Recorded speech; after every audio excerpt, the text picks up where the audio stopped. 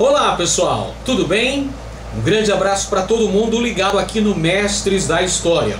Eu sou o professor Edenilson Moraes e hoje a gente vai falar sobre o início do processo de colonização da América Portuguesa.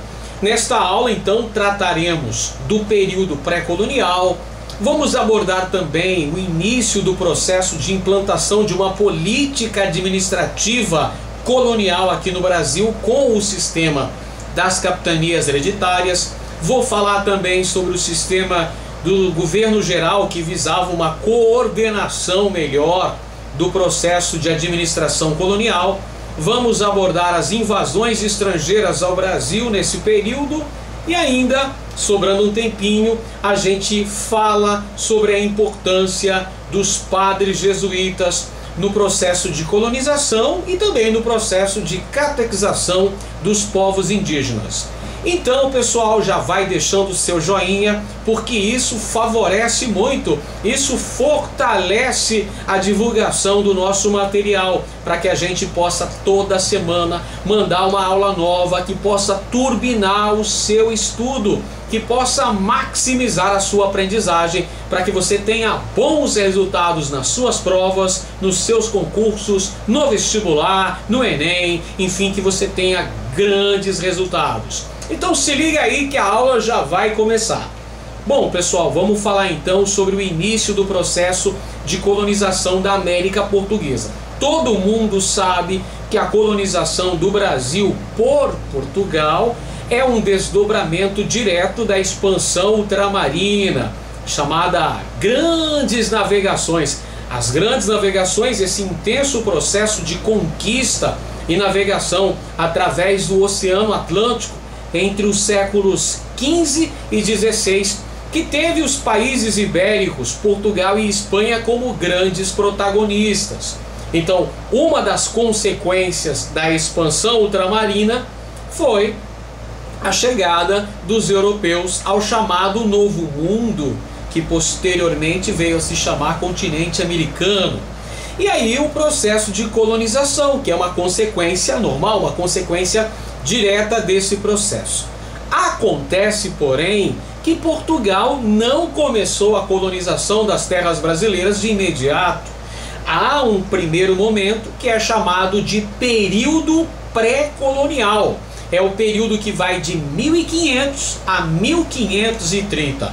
Durante o período pré-colonial, Portugal vai se limitar ao envio de expedições militares para o Brasil e também a extração de pau-brasil nesse território, porque o foco, a atenção, o interesse português estava do outro lado do mundo. Os portugueses estavam concentrados, estavam de olho nas Índias. Mas não é nessas Índias que você está pensando não, camarada.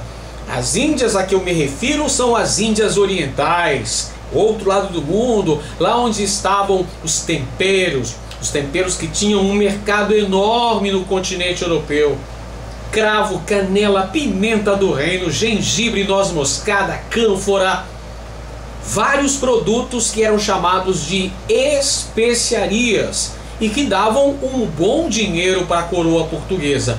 É por essa razão que nesses primeiros 30 anos, Portugal meio que vai deixar o Brasil meio que de escanteio, meio que de lado. Não vai dar muita bola para o Brasil não, porque o foco, porque o lucro estava no comércio oriental das especiarias. É por esse motivo que nesses primeiros 30 anos, vamos revisar, de 1500 até 1530, nós temos o chamado período pré-colonial. É o momento em que Portugal vai enviar aqui para o Brasil as expedições exploradoras, como por exemplo a expedição de Gaspar de Lemos de 1501, como por exemplo também a expedição de Gonçalo Coelho de 1503. São expedições exploradoras, expedições que deveriam vasculhar o litoral brasileiro, observando as potencialidades de riquezas que pudessem existir aqui no Brasil. E ao mesmo tempo essas expedições também vinham fazendo a nomenclatura dos acidentes geográficos, batizando ilhas, montes, morros e por aí vai. Posteriormente, vieram as expedições guarda-costa. O nome já diz tudo, né? Você já entendeu. Expedições guarda-costas eram aquelas que defendiam o litoral brasileiro contra ameaças externas, porque tinha gente de olho aí no litoral brasileiro. Por exemplo, os franceses, piratas e corsários franceses, já estavam ali de olho, só o urubu servando, como diz o outro, né? As potencialidades que pudessem existir nas costas da terra brasilis. Por isso que Portugal envia, em 1516, as expedições guarda-costas, chefiadas por Cristóvão Jacques. Só que, evidentemente, por conta da grande extensão territorial da faixa litorânea brasileira, era humanamente impossível patrulhar uma área tão grande assim. Então as expedições guarda-costas não foram muito bem sucedidas, pessoal. Nesse primeiro momento, esses primeiros 30 anos, que é o nosso bom e velho período pré-colonial, a principal atividade econômica desenvolvida pelos portugueses é a extração do pau-brasil. O pau-brasil que os portugueses já conheciam, de uma outra espécie de pau-brasil lá da África, e vão usar o arabotã indígena, o ibirapitanga dos índios, para vários fins. Para fabricação de móveis, para fabricação de embarcações, mas principalmente, olha só, a principal utilização do pau-brasil era para a indústria de tecidos, era como corante de tecidos, tecido de cor avermelhada, a cor da nobreza, lá em Flandres, na Europa. Então esse vai ser o principal objetivo, a principal finalidade pela qual será utilizada o pau-brasil. E como é que se dá a extração do pau-brasil? Basicamente ela vai acontecer com o auxílio dos povos indígenas, através do escambo. Escambo é troca, amiguinho, presta bem atenção. O índio trabalhava, cortava a madeira do pau-brasil, cortava as toras, carregava, empilhava, carregava essas toras lá nas feitorias, que eram aqueles grandes armazéns construídos pelos portugueses no litoral, e posteriormente carregavam essa madeira nos navios portugueses que conduziam essa madeira para a Europa. Era esse o ciclo do pau-brasil, pessoal. E em troca os indígenas recebiam uma série de bugigangas, uma série de quinquilharias, tais como espelhos, tesoura, faca, machado, facões, objetos metálicos. Era uma relação de troca. Por isso que esse trabalho, esse tipo, essa modalidade de trabalho era denominada escambo. E os portugueses implantaram uma série de feitorias ao longo da costa brasileira. Era nessas feitorias que a madeira era acondicionada, que a madeira era armazenada para posteriormente ser carregada nos navios e enviada para a Europa. Vale dizer que os portugueses já trabalhavam com o regime das feitorias no litoral africano, no litoral asiático. Então as feitorias não eram apenas armazéns. As feitorias funcionavam como verdadeiros enclaves diplomáticos portugueses. Por exemplo, lá na Ásia e na África era assim. Então servia de armazém, servia também de fortificação militar.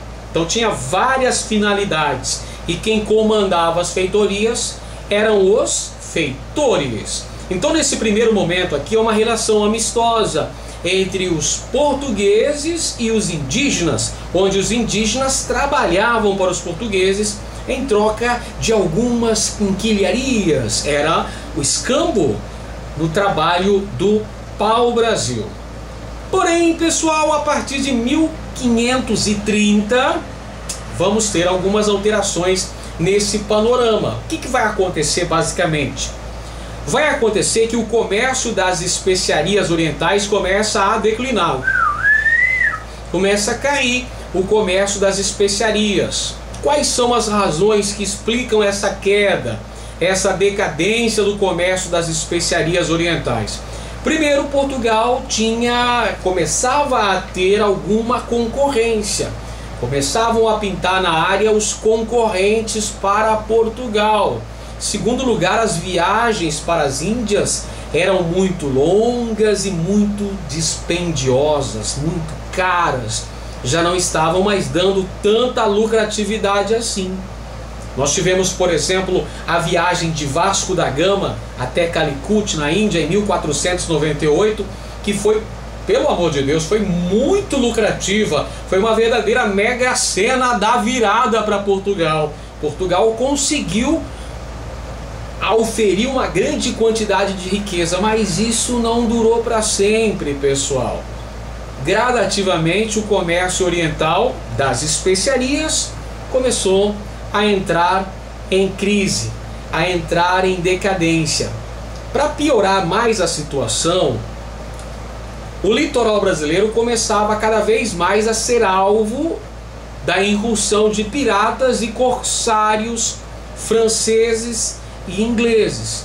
Então o rei de Portugal, sem ter alternativa, resolveu então tomar conta do Brasil. Ou Portugal tomava conta do Brasil, isto é, iniciavam a colonização de fato, uma colonização para valer, ou corria o sério risco de perder esse território para os países que contestavam o Tratado de Tordesilhas. Você sabe muito bem que os franceses, olha, nunca engoliram o Tratado de Tordesilhas, não. O rei da França, o tal do Francisco I, vivia querendo ver o testamento de Adão, que falava que só portugueses e espanhóis teriam direito a colonizar o Novo Mundo. Então a França estava de olho.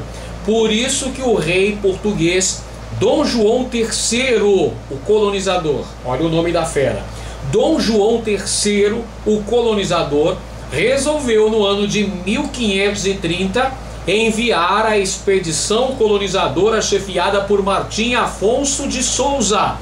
Vem a expedição, sai em dezembro de 1530 de Portugal, chega em janeiro de 1531 ao Brasil, justamente para dar início à colonização efetiva dessas terras, para combater piratas e corsários estrangeiros, para dar início ao cultivo de cana-de-açúcar aqui no Brasil. Afinal de contas, os portugueses já tinham uma certa experiência, vamos dizer aí, os portugueses já tinham um certo expertise no cultivo de cana-de-açúcar, já estavam preparados. Encontraram também condições geográficas muito favoráveis aqui no Brasil, o solo fértil do tipo Massapê, encontraram também o clima tropical úmido, então condições propícias ao desenvolvimento da lavoura canavieira. Martim Afonso de Souza traz os colonos, traz as mudas de cana-de-açúcar, vai combater também os piratas e corsários franceses e vai dar início à colonização efetiva desse território, fundando em 1532 a primeira vila brasileira, a Vila de São Vicente, fundada então em 1532 por Martim Afonso de Souza.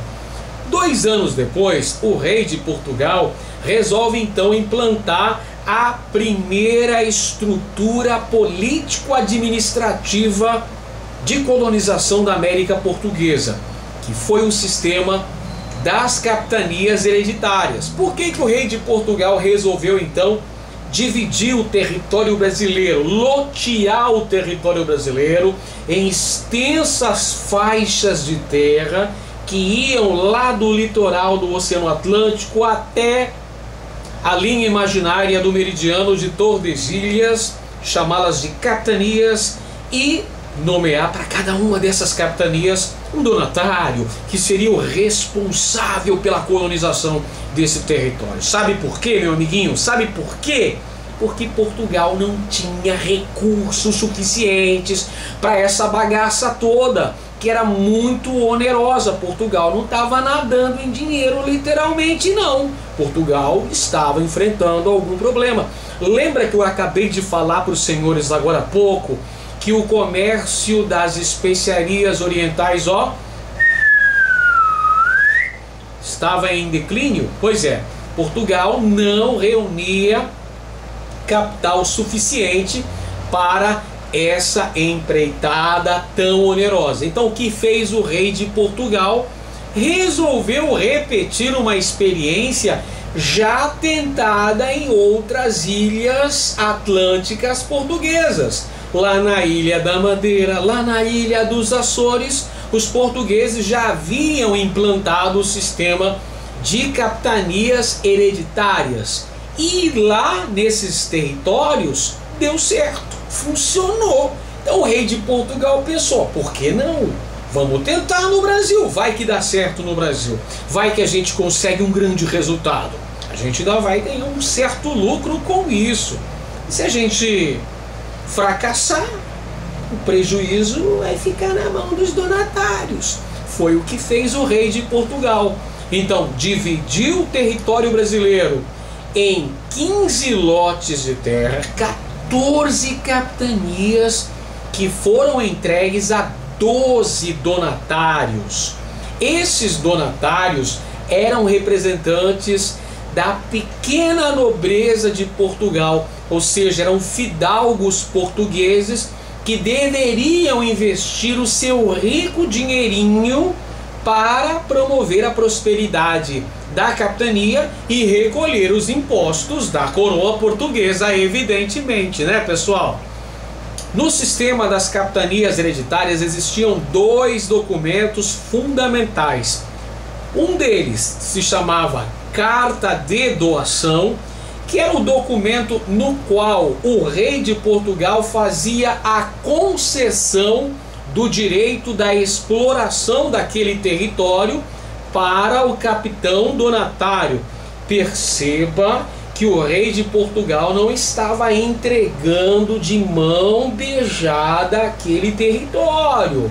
Existiam certas regulamentações que o donatário precisava necessariamente cumprir. O donatário tinha uma série de regras que precisava cumprir.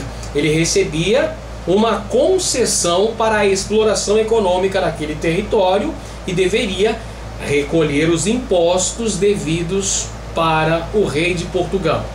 Carta de doação, documento então que transferia a concessão daquele território para o donatário, e o foral. O foral era o documento que apresentava os direitos e os deveres dos donatários. Os donatários tinham direito de escravizar os índios, possuíam direito também de aplicar a justiça em sua capitania. Eles tinham o dever de fundar vilas, núcleos de povoamento, tinham o dever de iniciar uma atividade econômica, eles tinham o dever de recolher os impostos para o rei de Portugal. Então lembra bem aí, amiguinho, dois documentos fundamentais do sistema das capitanias hereditárias: a carta de doação e também o foral. Beleza, foram ao todo 14 capitanias que foram entregues a 12 donatários. Não precisa ser gênio para entender que teve donatário que recebeu mais de um lote, mais de uma capitania.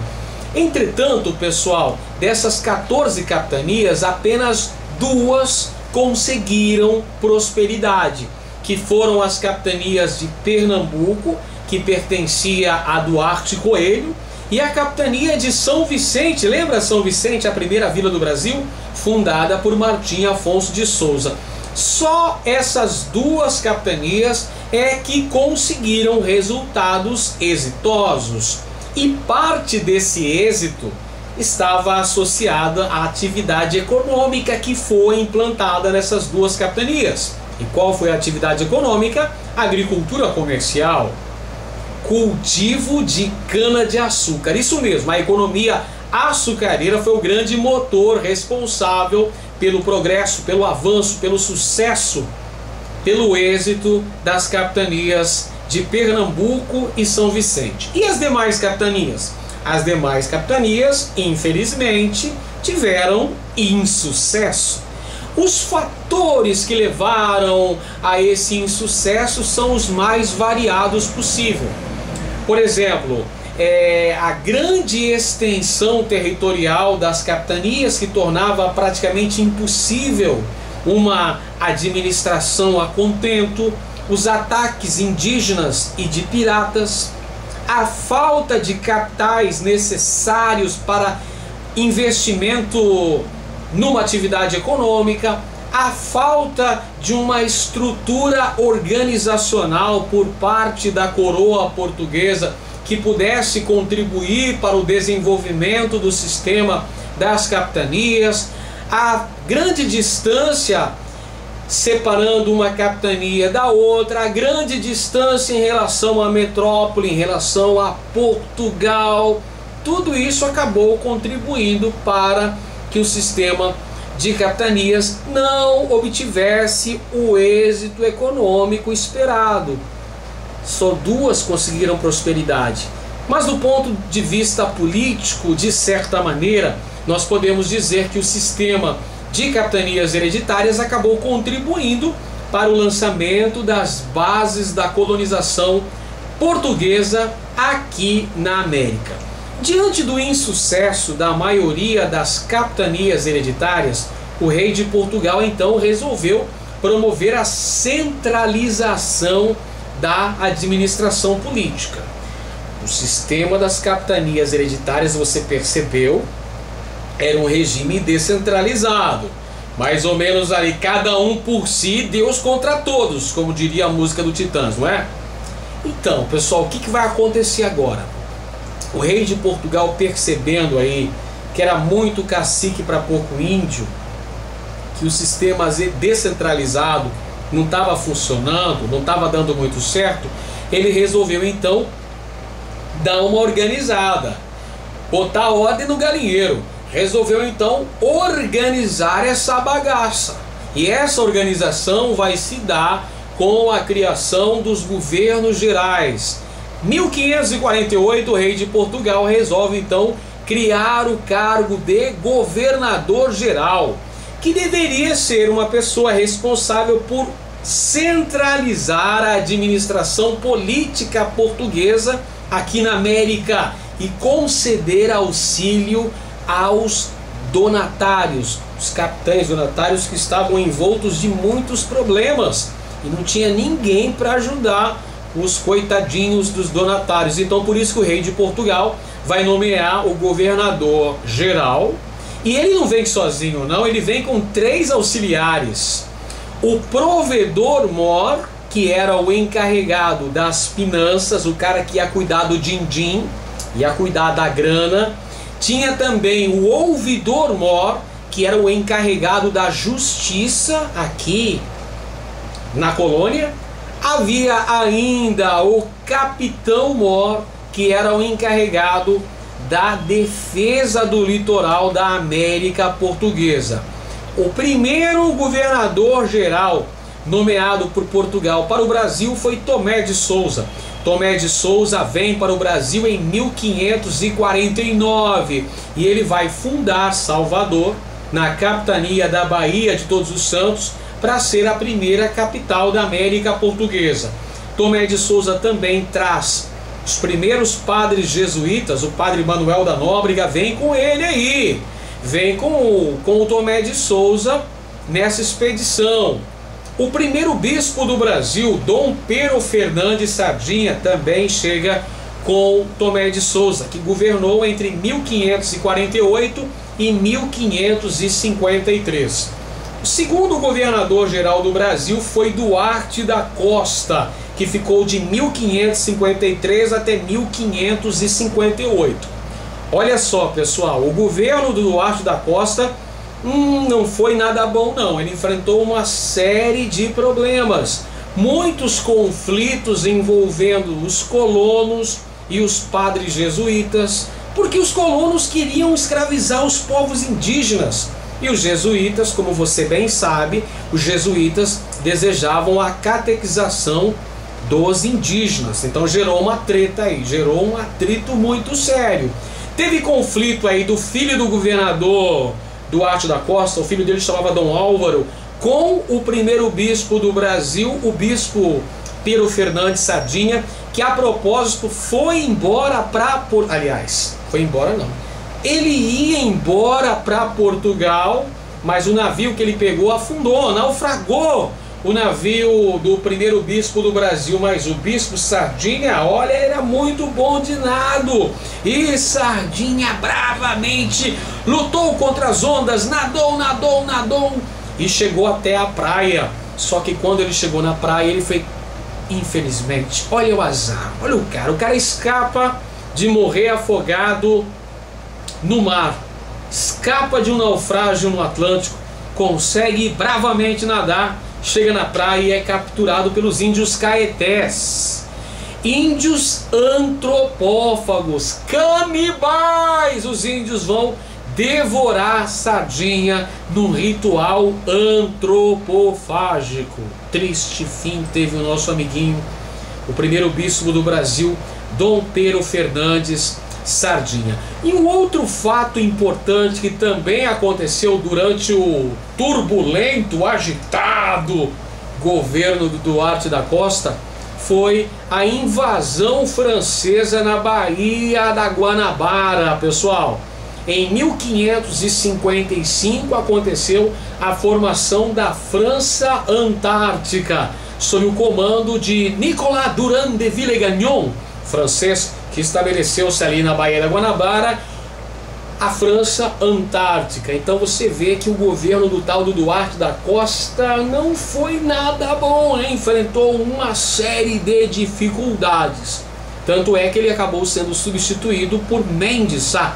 Mendes Sá é o terceiro governador geral do Brasil e governou durante um longo tempo. Ele ficou de 1558 até 1572. Durou tanto tempo que foi até a morte dele, pessoal. Isso que Portugal não queria substituir Mendes Sá. Mendes Sá já queria há muito tempo voltar para a Europa, mas não deu tempo para voltar. Ele acabou falecendo, ficou até a morte, 1572.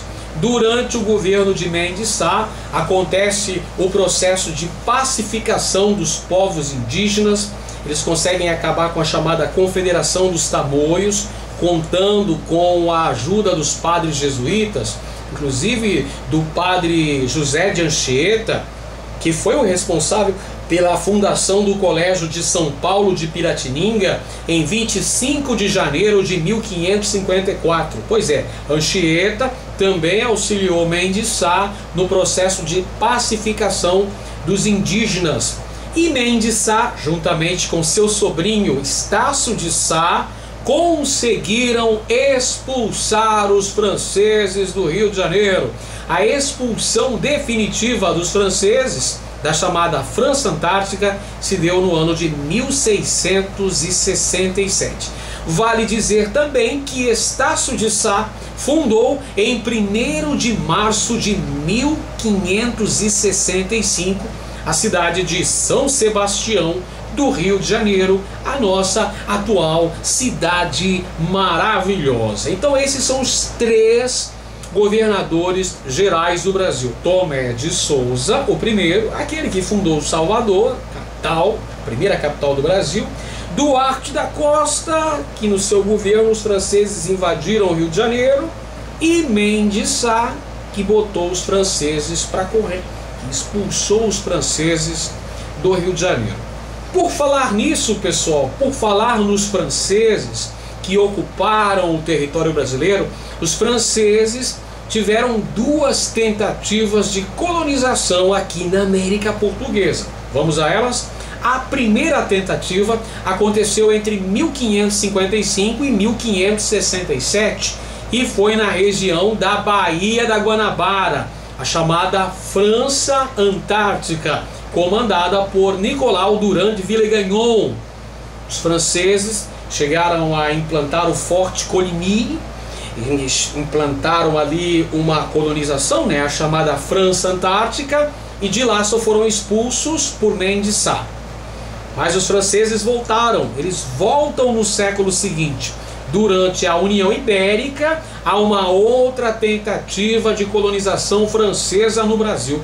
dessa feita é na porção norte do território. Os franceses vão para o Maranhão, onde fundam a França Equinocial e onde ficam entre 1612 e 1615. Lá eles fundam o Forte São Luís, que para muitos é o núcleo inicial da atual cidade de São Luís, capital do Maranhão.